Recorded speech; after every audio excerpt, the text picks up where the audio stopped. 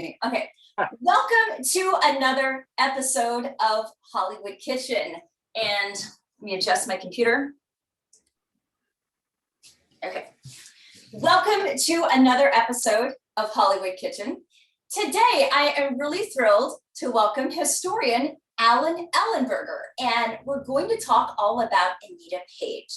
For those of you who have never heard of her, and some of you might not have, Anita Page was a silent film star who made the transition into sound. She co-starred with a galaxy of stars, including Buster Keaton, Clark Gable, Joan Crawford, Ramon Navarro, Lon Chaney, and many more. And then her career was basically over by 1933. We're going to talk about her life, her career, her cooking, and Alan Ellenberger has written her biography, which is right here. So Alan, thank you so much for joining me on Hollywood Kitchen. Well, thank you for inviting me. It's a pleasure. Yes. Now, how did you first learn about the work of Anita Page? Well, I was doing my first book on Ramon Navarro and looking for, people to interview, of course. And this was about the time she had come out of retirement and was starting to do film festivals and things like that. So I got in touch with her manager and told him that I wanted to interview her, and she was very open to any kind of thing like that. And I think she was probably the only living co-star at the time for Ramon Navarro that was still around, I believe. But anyway, I got a chance to interview her, and she was a very nice woman. She was pleasant. And she was willing to talk about almost anything. And we became good friends after that. And within a while we were seeing, I was going to her place, or we were going out to dinner or things like that. So, and that lasted up until her death in 2008. And she lived to be 98 years old. 98. Wow, that's pretty amazing. I first heard about Anita Page, as you all know, I'm a big Joan Crawford fan, and I saw Our Dancing Daughters. And I love Joan, of course, but when I saw that, I was like, who is this Anita Page? Like, she is really outstanding in that film.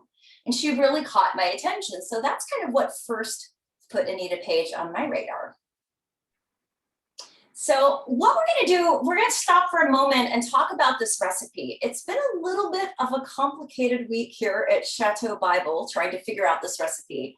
And we're going to talk about that. So this recipe I got from a book, which we'll see right here. It's called Hollywood's 100 Famous Recipes of the Movie Stars. It's Midgie Night. Here's the book right here. It's from the early 30s. And there is an Anita Page chocolate cake recipe.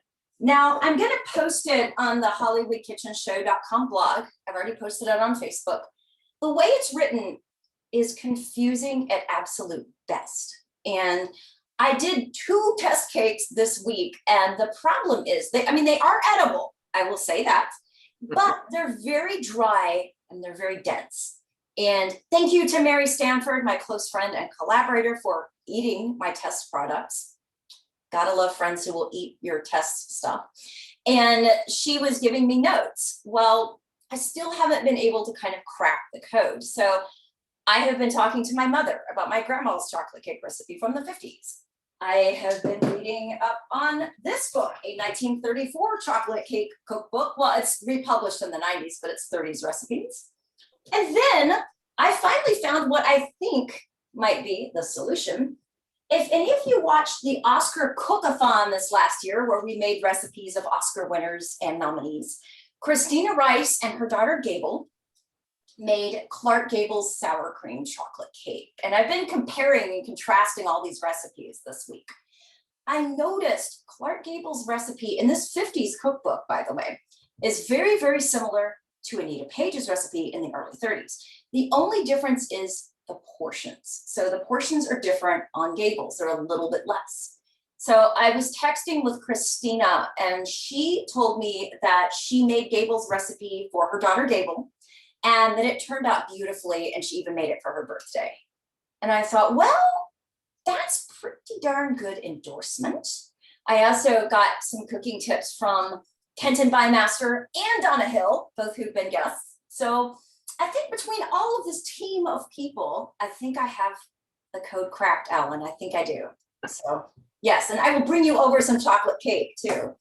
Cool. So what we're gonna do, it's kind of the same ingredients as Anita Page, but again, it's gonna be more of the portions of the Gable recipe. And they made a film together, Alan. Before we start cooking, let's talk about the film they made together and why that's significant. The easiest way.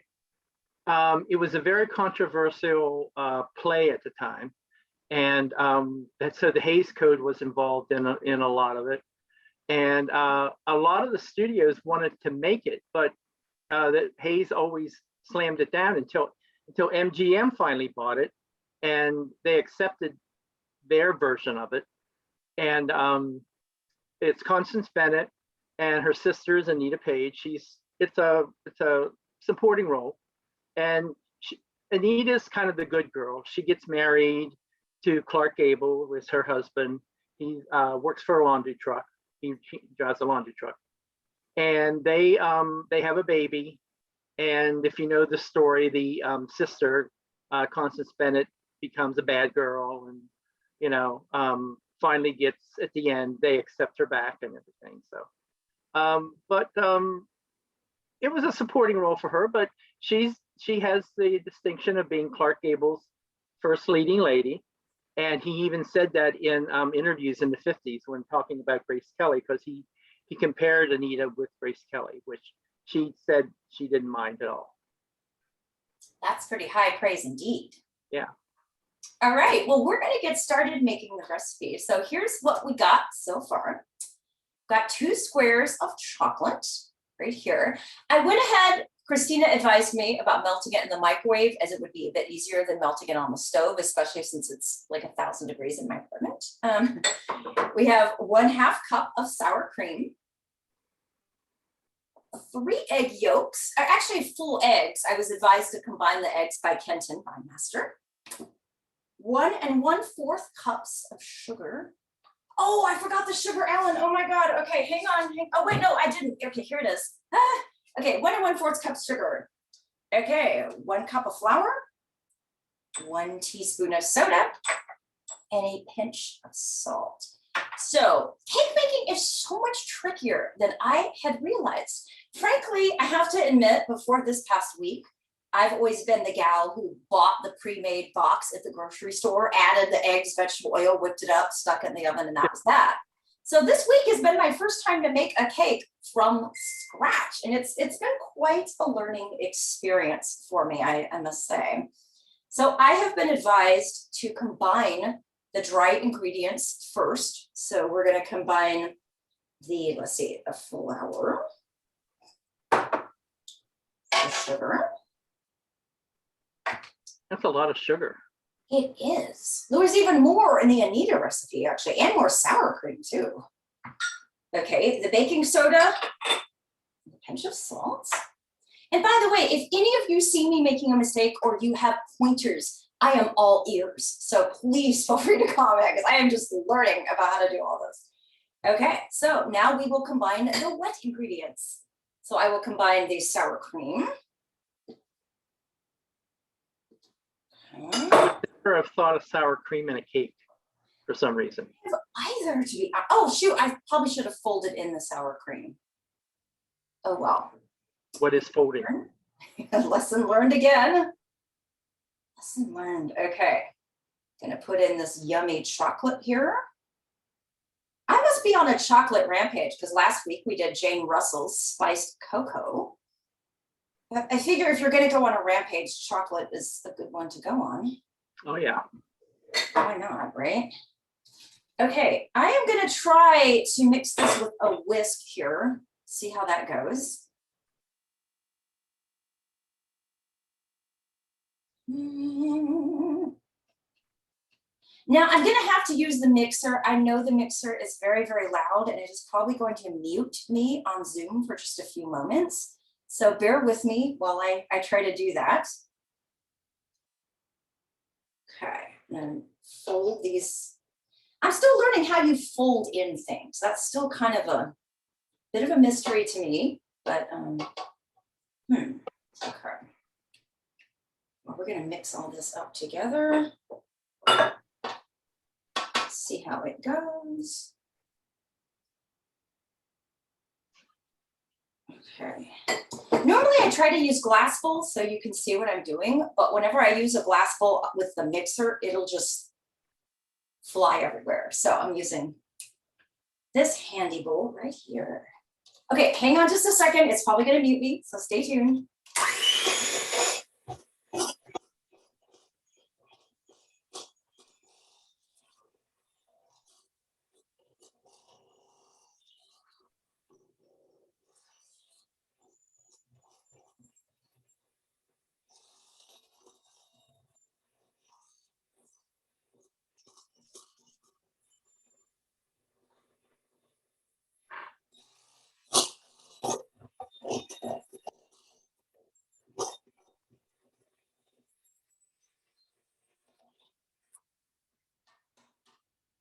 Okay, now here is what the batter looks like. Lots of yummy chocolate goodness.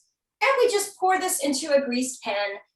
Gable's recipe says to cook it at 375. It does not give a time. Anita's recipe gives not a time nor a cooking temperature. So kind of feeling my way through this, but later on, I'm not going to do it now because my apartment is so hot today, but later on, maybe tonight or something, I will put this in the oven. I'm going to try 350 for like 20 minutes, maybe do that toothpick test and see how it goes. And this is what the final version looks like. Now, this is the Anita Page complete version based on the 30s cookbook. Again, as I mentioned, it is edible. It's just really, really dry. So, but this is what it looked like. So, all right, now that the cake making portion is out of the way, let's talk about Anita, Alan. Okay. How did she get started in show business? Well, she wanted to be an actress ever since she was about 5 years old. She was very talented in art.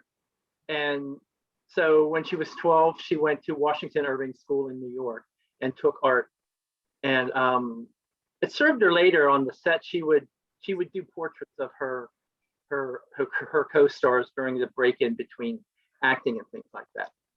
Then in 1926, the famous Players Lasky in New York was having a contest.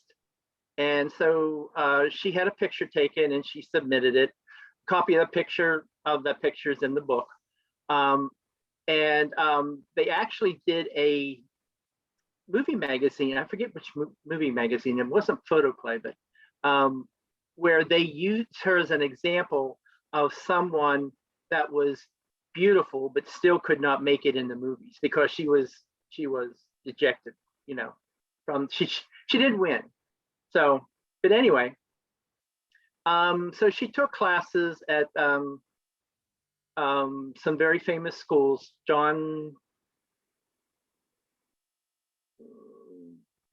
The name skips me right now, but he was it'll come back to me. Anyway, he suggested that she took classes there for modeling and things like that.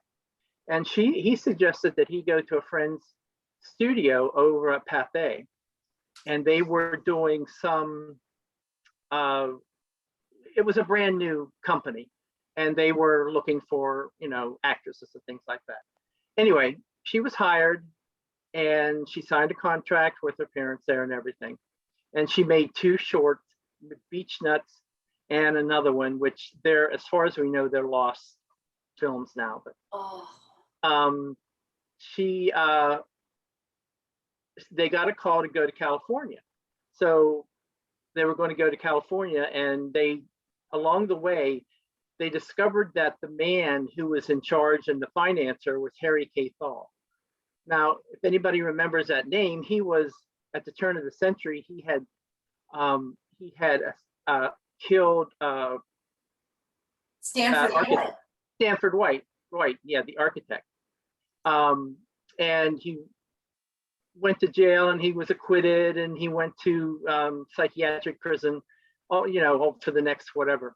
But finally, in the 20s, he wanted to be a film producer. So he put together this company, and Anita happened to get hired onto it, but she had no idea. And her mother didn't have any idea. Her mother said if she knew it was him, she would have never done it.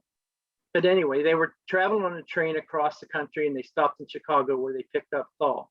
And her mother looked out the window and recognized her, and she almost had a fit. She wanted to find a way to get out of there and go back home, but they'd signed a contract. They couldn't, they no way they couldn't get out of it. So they put up with it. They came to Pasadena. They got out at the Pasadena train station. They took pictures of Anita and another girl that they were using. And Saul went around to all the studios trying to sell his pictures. Well, none of the studios didn't want to have anything to do with him. So eventually, and then the company that he had wanted him to tone it down because he had a big ego anyway. So he was, everybody knew who he was. So nobody wanted to have anything to do with him. And they said, could you tune it down and don't use your name. So that made him angry. And he said, forget it. I'm leaving. I'm going back to New York. So Anita found a way to break her contract with him, and she stayed here in Hollywood. And her mother and her got an apartment over on DeLongpre. And she knew Betty Bronson, who was Peter Pan. She was good friends with her, and she went to her house one day, and there was a man there by the name of Henry Pugh, and he eventually became her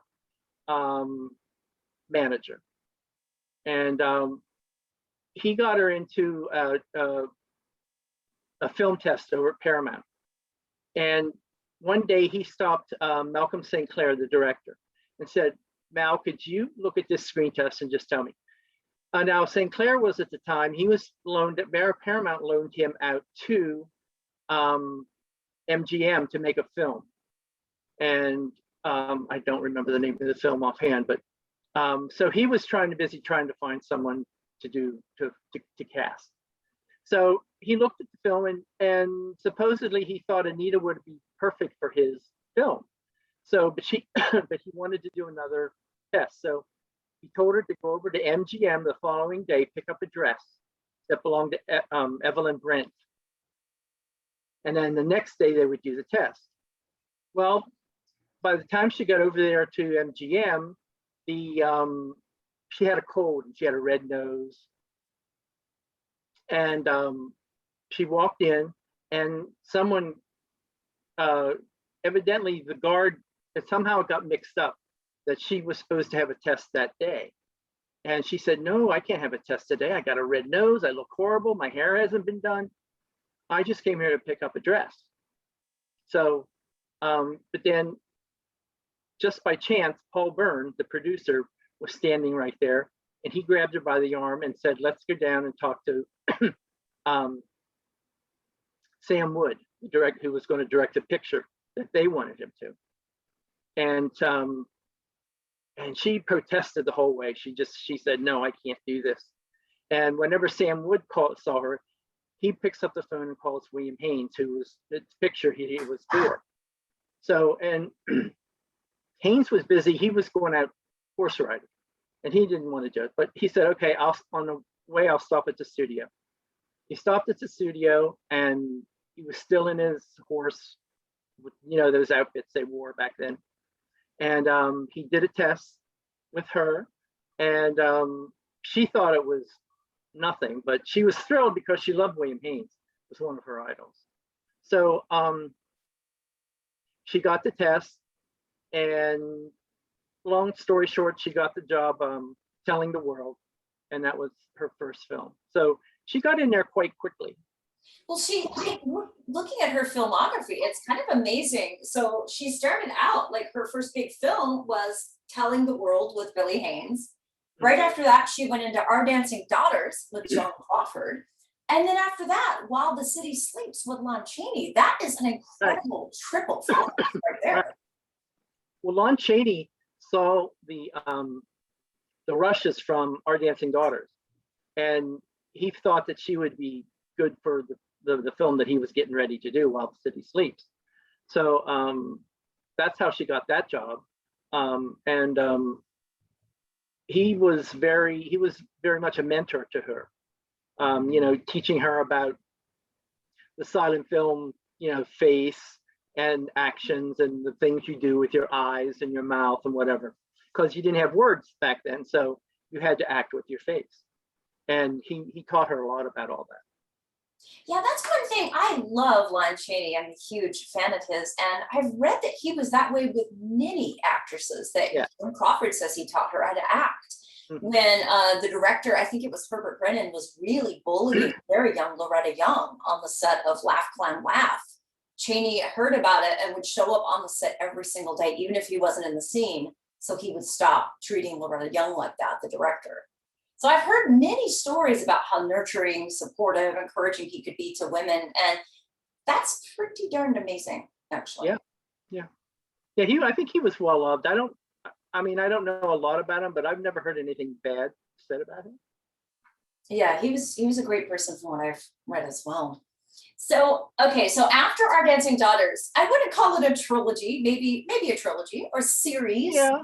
Franchise at the time. Yeah, they weren't really sequels, but trilogy would probably be a good word.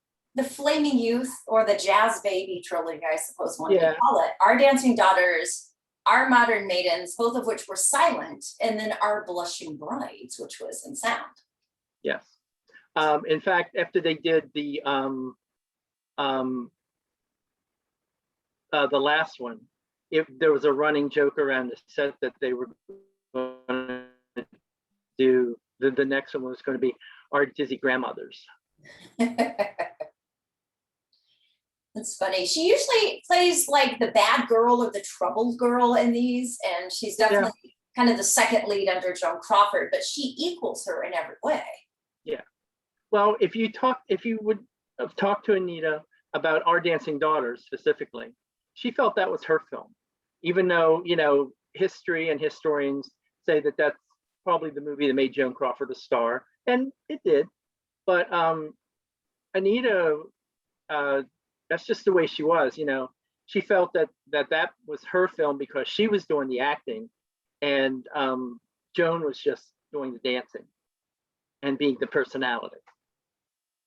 I can agree with that. There's a zillion Anita Page interviews, by the way, all over YouTube since she lived so long. So I encourage people to watch them. But she talks in one of them about how she had never been drunk or even drank in her entire life when she made Dancing Daughters. And her character famously in the film gets very drunk and has a very traumatic end, which I won't spoil if you haven't seen it. But she said that she had never been drunk before, but she had to play this drunk scene. So she just kind of spun around and made herself dizzy. And she kind of describes in detail how they shot that scene. And it's really interesting. Mm-hmm.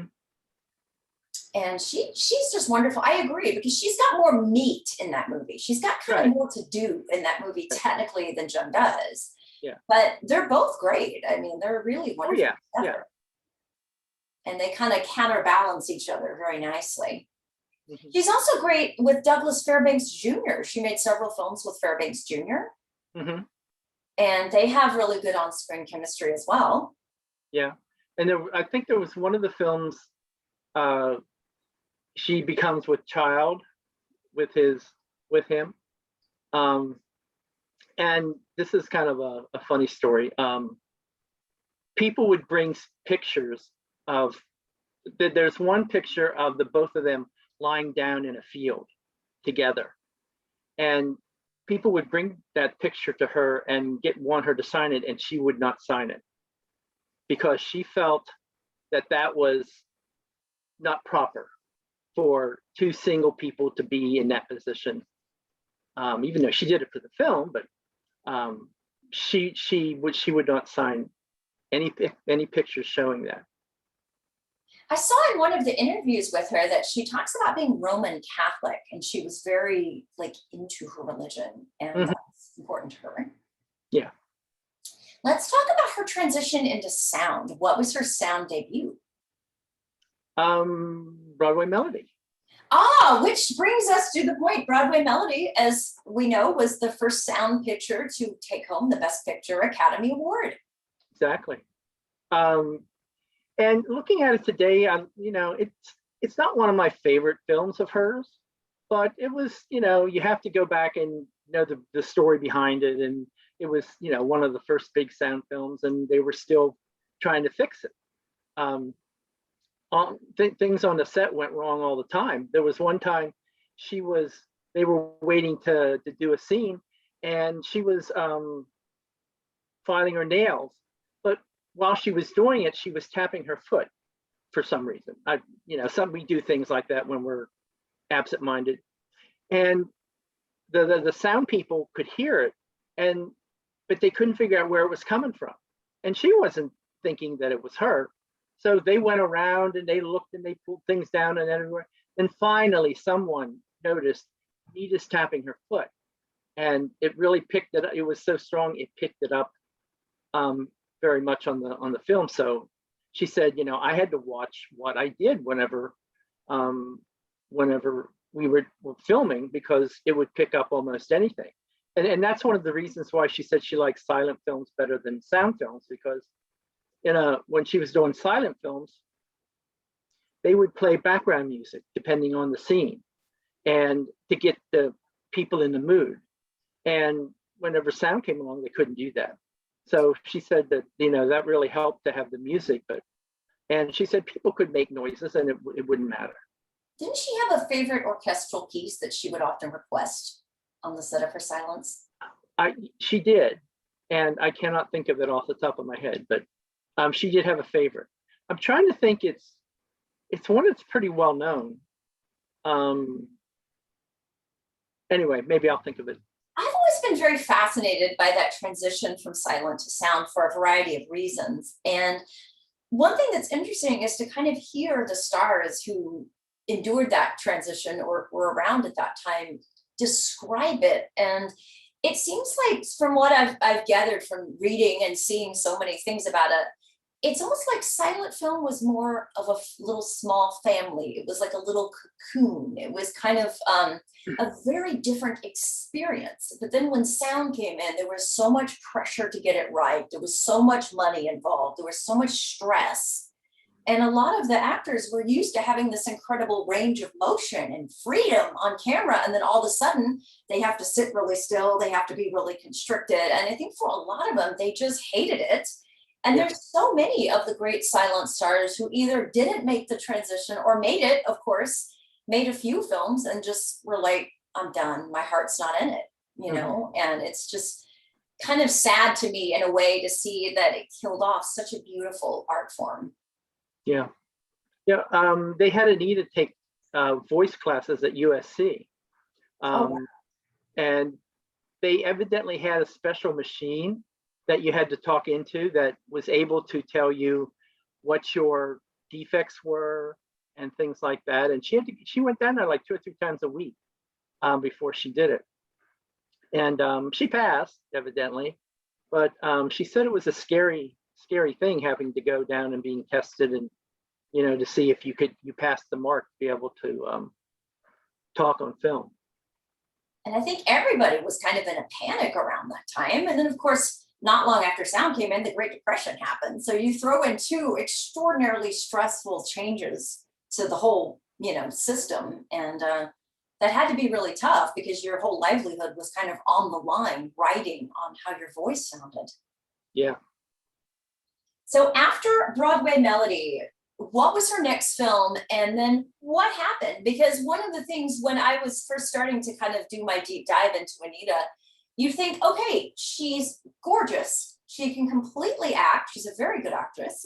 She co-stars with a giant roster of movie stars. She is a Best Picture Oscar winner. And then a mere 3-4 years later, she just vanishes. So let's talk about what happened after Broadway Melody. Well, she went into, let's see, I have to have her.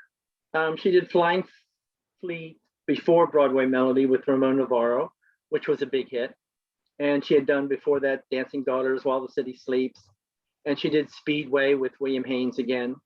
And then Our Modern Maidens, the second of the of that kind. It was during Our Modern Maidens, and you're right. She was getting a lot of good publicity, and reports at the time said that she was getting a lot of a lot of fan mail, but it was a second to Garbo. Now, today, a lot of historians think that was just MGM hype, and it could have been, but in order to say that, she still probably was receiving a lot of good fan mail. And anyway, when she signed her contract to begin with, someone promised her that if she clicked with the public, that they would give her a raise. So during Our Modern Maidens, her agent, Harvey Pugh, and her father had a meeting with Louis B. Mayer. And Harvey Pugh went, and did the spiel, you said you'd give her more money and all this. And Anita just sat there. She didn't know what to say. So finally, Louis B. Mayer evidently felt that he was being bullied because he had 3 of them against him. So he looked at Anita and goes, "Is this what you want?" And Anita was shocked.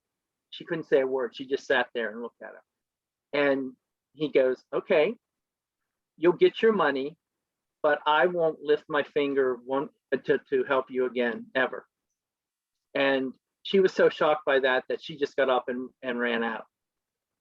Later, she said that's that's the most thing that she regret during her career. She felt she should have went back to Mayer and said, "Look, forget the money. I just want good parts. I want good directors, and that'll be fine. Forget the money." But she didn't do it, unfortunately. And 2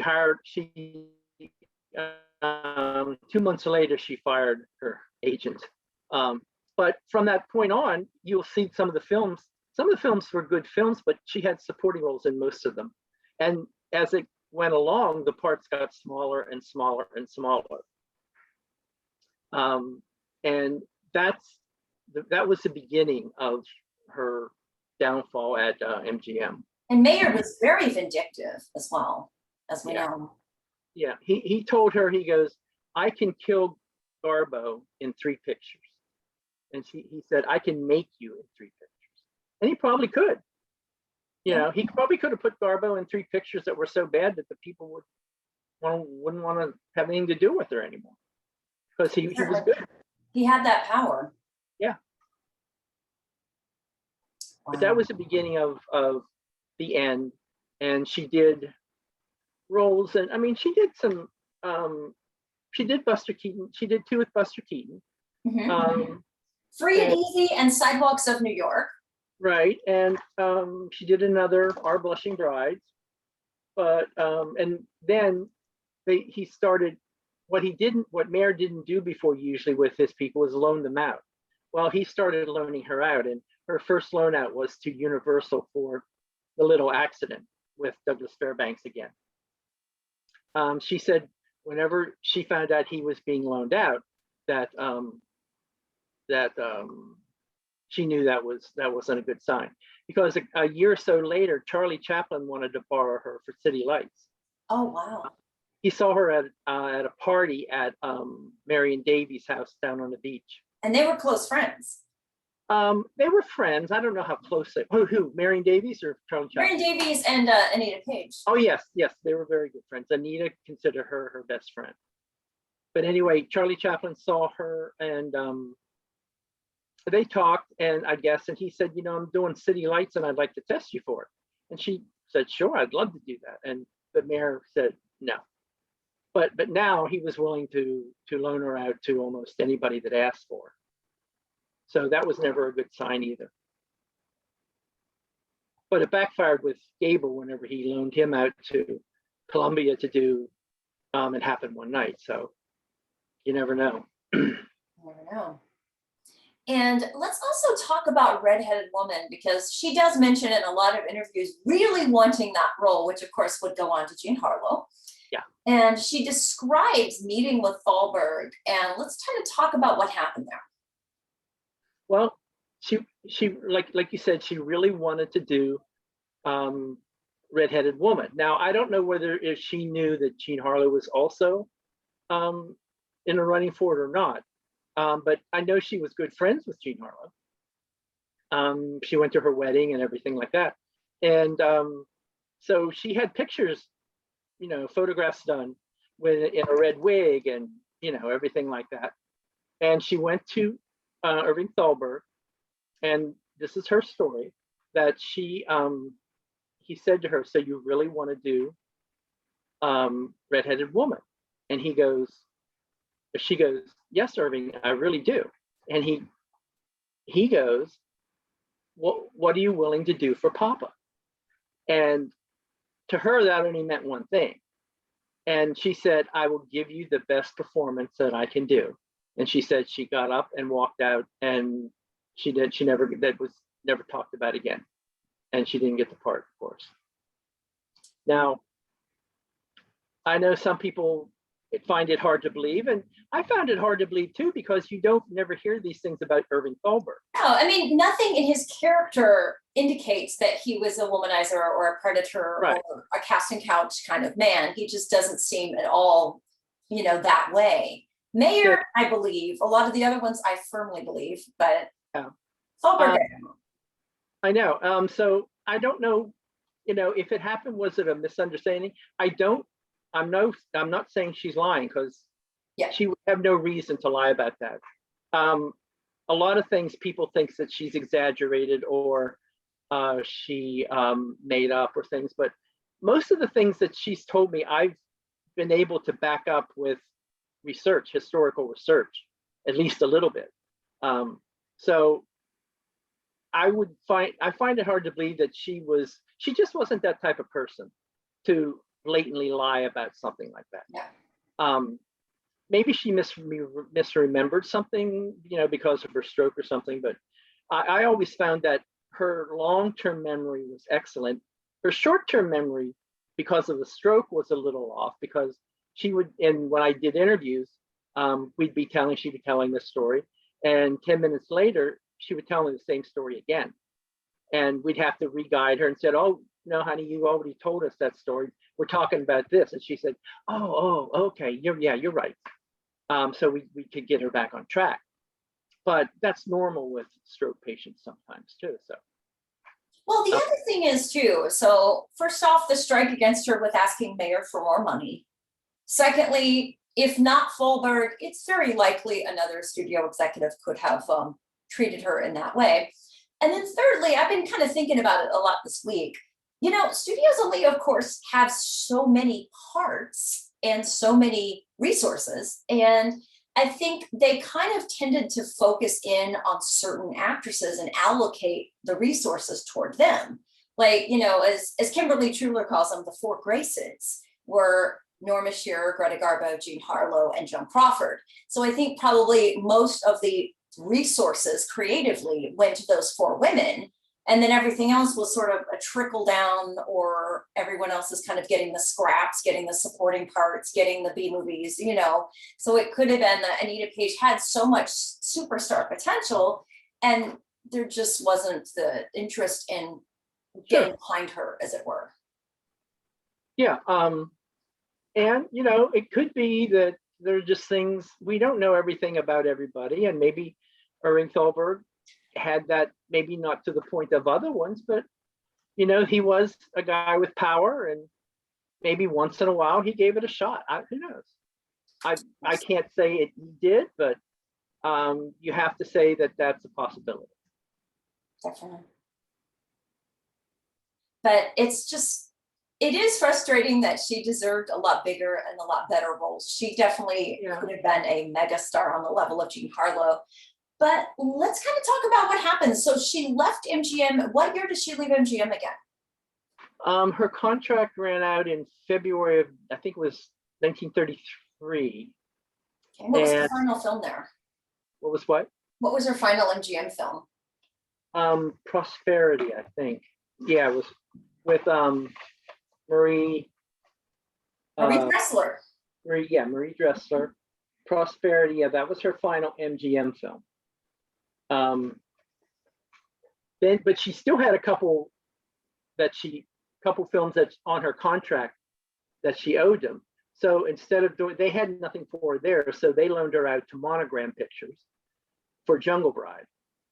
And after that, she went to Universal for The Big Cage, and then Columbia for the Soldiers of the Storm. So for her last 3 films, MGM loaned her out to other studios. And Monogram, she said, Monogram was like the last gas station on your way to the desert. Yikes. Because it was one of the Poverty Row studios. So What I found interesting though, as much as I love talking about stars and their careers, I also like talking about life after Hollywood, because there is life after Hollywood. And, a lot of these stars met with tragic ends or sad situations. Luckily, though, that wasn't the case with Anita. So let's talk about kind of what she did after Hollywood and what the rest of her life was like. okay, well, she after she left MGM and did those other 3 films, Billy Rose, who was married to Fanny Brice, was a Broadway producer, and he hired her to do Crazy Quilt, which was a revival of a variety review that he had done a few years earlier. So it wasn't a play of sorts; it was a musical, and it was a variety musical that had different, actors and comedians and things like that. It was kind of like a Ziegfeld Folly type of thing. So she did that for, over a year. She traveled across the country. Then when she came back, she tried to get back into films again, but she discovered that no one had wanted anything to do with her. And she believed that Louis B. Mayer blackballed her with the other studios. Would not surprise me. No, it wouldn't surprise me either. So she did a couple, even Chesterfield, which is another like Monogram. They made just quickie movies. She made a couple movies there, and then she decided she went to in 1937. Well, she had married in between there, Denisio Herb Brown. Denisio Herb Brown was a composer who did most of the songs in Broadway Melody. And the one in particular, You Were Meant for Me, he wrote for her. It was specifically for her because he had fallen in love with her. So over the years, he dated her, and he kept trying to get her to marry him, and she would, say no and whatever, and she'd be dating other people. And finally, she said they went to the Ambassador Hotel, and she had a few glasses of champagne, and he asked, and she was just at a point where she was getting worn out, and she said, maybe. And that was the first time she ever said something like that. So he really pushed it. And by the end of the night, they had gone to Tijuana and got married, by a Mexican judge. So, but she came to herself the next day. She never lived with him. And finally, she was able to have the marriage annulled because Denisio Herb Brown was married before, and he thought his marriage was over, but it hadn't been finalized yet when he married Anita. So that was her way out. And I remember she wouldn't even acknowledge that she had a wedding. The husband that she married later, that was her first and only husband. But she went, 1937, she went down to the Hotel Del Mar, and where she had done the Flying Fleet with Ramon Navarro. And she went golfing with some friends in Herschel House. He was a lieutenant in the Navy. It was love at first sight. And he says he proposed to her by the end of the 10th round. So, and they were married about a month later. But then they got married again by a church a couple months after that. And they were married, 54 years? Well, from 1937, he died in 1991. So I can't quickly do the math, but yeah. Yeah, I'm horrible at math, but a long time, a very long time. Yeah. And And then as far as I know, it was a happy marriage. They had 2 daughters. He became an admiral. They traveled the world over. They lived in Washington, D.C. for a while.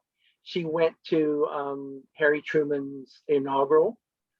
She was located in the Philippines. She all over the Orient, and then until he retired in the 50s, and they moved to San Diego. And that's where she spent the rest of her life up until her husband died, and she moved back to LA to do film stuff again. Let's talk about the final films she made, which I think are funny. It seems she kind of had a revival in really schlocky horror B movies, Yes. including Witchcraft 11, Sisters in the Blood, The Crawling Brain, which is like the best movie title ever, and Frankenstein Rising. Mm-hmm. So how did those come about? Well, her manager and her very good friend Randall Malone, if he's an actor, and those are the type of films that he does. That's just his stuff. What he does. And he does a lot of them. And he's very campy. If you know him or seen him, he's campy, and so it fits perfectly for him. So of course he's good friends with Anita, and Anita wants to do stuff. So he gets her small parts in some of these movies that he's in. There was the first one she did though in 1996, was Sunset After Dark. It wasn't really, it was more of an independent film, and it was a cheap film, but it was interesting. And if you ever get a chance to watch it, Anita's very good in it. She plays kind of like a Norma Desmond type of person. She's a silent film star that in her mansion, she rents it out to, Hollywood screenwriters and former actresses. And one of them's a former child actress and played by Margaret O'Brien. Oh, wow. And there's a murder in it and everything. So it's not the greatest, but it's cute, and it's neat for the fact that she's in it as a, I would say, 90-year-old. No, she was in her 80s then, yeah, as an 80-year-old woman. So it's pretty good. Excellent. And did she have fun making these? Was she happy doing these and kind of finding a new audience? Yes, she reverted back to her being a diva. There was, whenever they made the one, there was a scene that they were doing that Margaret O'Brien talked to the director and the writer. The writer of it was actually one of the writers on the X-Files, who created the X-Files. Frank Spotnitz, I think his name was. Anyway, she wanted to change some of the dialogue, and Anita was sitting off to the side, and she goes, "Well, that's rather bold, isn't it? Does she think she's the star of this film?" And Margaret just, let it roll off, and because that's, Anita was a child of the 20s and of the divas, and she felt she was the star of the movie, and she was. And she did a lot of interviews and Q&As. I think she was pretty active toward the end. So hopefully that kind of helped her get a second wave of fans and followers and people interested in her career. Yeah, she got fan mail from all over the world at the end, from Germany especially. They love her in Germany for some reason. But I remember her telling me that she'd get fan mail every day from somewhere in the world. Very cool. Well, Alan, why don't we look on Facebook and see if people are asking questions here, and I'll see if we have questions for you. All right, let's see here.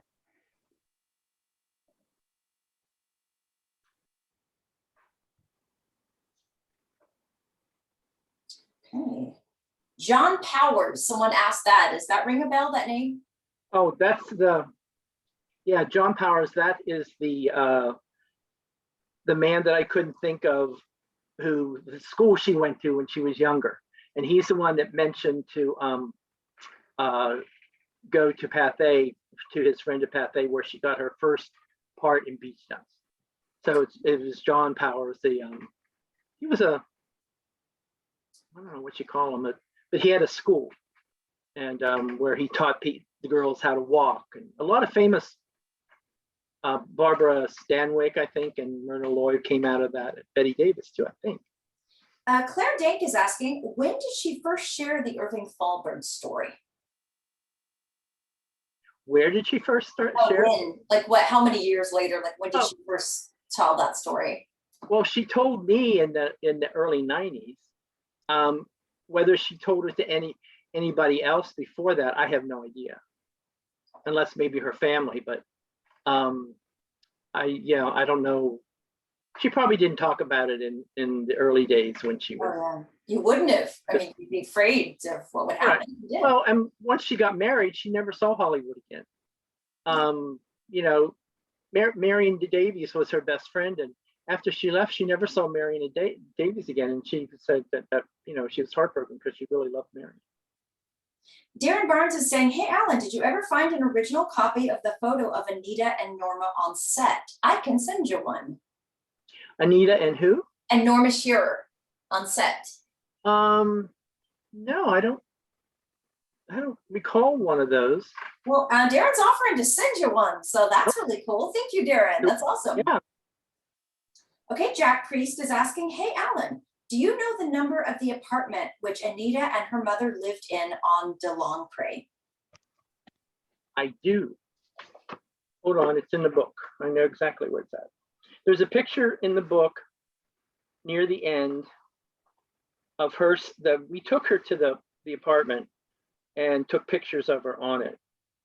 And if it's 7566 and a half, de Longpre Avenue. Excellent. And Monique is asking, do you also have contact with her children? Do I have a what? Monique is asking, do you also have contact with her children? Oh, indirectly, yeah. There's only Linda, her oldest one, passed away 20 years ago, I think, from breast cancer, which Anita's mother died from the same thing. Oh gosh. So, but there's just Linda, her youngest, and it's been a while since I've talked to her, but yeah, I do get in touch with her once in a while. Okay. Well, that's all the questions I'm seeing here, but sometimes people ask questions later on that pop up on Facebook. So Alan, if you wouldn't mind, maybe later, if people have questions, if you could answer them. Sure, of also, course. I just want to say thank you to you, because Alan is very humble and he's not going to brag about himself. So I'm going to brag for you. I do the tours at Hollywood Forever, but I am not the historian there. Alan is, and I always correct people on that and make sure they understand, because Alan does tremendous research on Hollywood Forever Cemetery, and not just the movie stars, but all sorts of people from all sorts of eras. And Alan is writing the comprehensive history of the cemetery right now as his next book. So I am very excited about that and cannot wait to read it.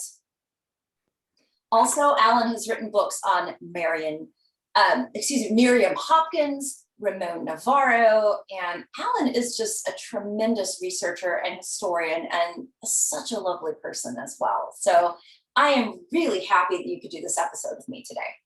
Oh, it's been a pleasure. And like I said, anytime I'm available. Well, I do have Miriam Hopkins recipes, so I will find one for a future episode. Sounds and good. Also, for those of you watching, if you'd like to read about Alan's books, I am going to do a whole post on the HollywoodKitchenShow.com blog, so you can see all of his book titles. And of course, I will post about his Anita Page book. I think Larry Edmonds has it, or they can order it if they don't already have it. Yeah, and Amazon as usual too, or you can get it straight from the publisher, and sometimes they'll have a discount. And Alan, let's talk about where people can see Anita's movies. I know that quite a few of them are available on Warner Archive, but there are also a number of them that are just not very widely available that kind of crop up elsewhere. So let's talk about where people can find her films. Well, if you go on YouTube, I know Jungle Book is on there. not Jungle Book, I'm sorry. Jungle Bride. Jungle Bride. Okay. Jungle I know Bride. When the City Sleeps is on there with Lon Chaney. Oh, it is? Yeah, it's rusty as it looks like watching it through a glass of milk, but if you can stand that, it is on there. And I think the Big Cage is on there, and she did that with Clyde Beatty and Mickey Rooney. And there's a couple that I've never seen that are just the Poverty Row ones. I Have Lived in 33 and Hitchhiked to Heaven 1936. I have yet to see them. I think they must be out there because both Monogram and Chesterfield have films out there. So, I mean, their films aren't lost, but maybe these two are. Yeah, I mean, and I think Broadway Melody is on YouTube too, I think. And also Warner Archive. I always try to encourage people, if you can, to buy them on DVD, just because it sends a message to the studio that we are willing to pay for this and these high quality transfers, restorations, etc. But I know Our Dancing Daughters, Modern Maidens, and Blushing Brides turns up on TCM pretty frequently. Yeah. Orders, the Pre-Code, which I love that one. I love movies about women during war. I think that's fascinating. That one turns up on TCM from time to time if you just check the listings and kind of keep an eye out on it. Yeah. There's Night Court. You and I were talking about it a little the other night. That, to me, that's one of my favorite of her performances. If you get a chance to see it, it's with Walter Houston is in it, and Terrific. Philip Holmes, who died rather young too, and she plays a woman who gets mistaken to be a prostitute and she's thrown in jail. So there's a lot there to work with. So, but it's a sad story, but it's good, and the easiest way. I like the easiest way. All right. Well, thank you, Alan, so much. This was a delightful episode. I will definitely post a picture and an update on how the cake turns out once I get a chance to bake this fresh round of batter. And thank you, Alan, and thank you so much to everybody for watching Hollywood Kitchen. Please stay tuned in the future for more food, fun, and film history. Absolutely. Bye. Bye.